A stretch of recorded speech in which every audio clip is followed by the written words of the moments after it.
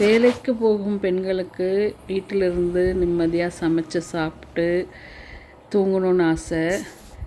வீட்டில் இருக்கிற பெண்களுக்கு வேலைக்கு போய் சுதந்திரமாக இருக்கணும்னு ஆசை. எப்படி இருந்தாலும் இக்கரைக்கு அக்கறை பச்சையாக தாங்க தெரியும். நான் இன்றைக்கி வீட்டில் இருக்கிறேன். வேலைக்கு தினமும் போயிட்டு சமைச்சு சாப்பிட நேரம் இல்லாமல் ஒரு ஓட்டம். இன்றைக்கி நிம்மதியாக சண்டே லீவ் கிடச்சிருக்கு. சமைச்சு சாப்பிட போகிறேன். காலையிலே கிச்சடி செஞ்சாச்சு.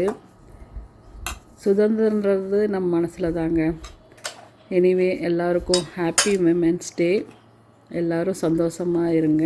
கிடைத்த லைஃபு வரம் தான், அதை என்ஜாய் பண்ணுங்கள். தேங்க்ஸ் ஃபார் வாட்சிங்.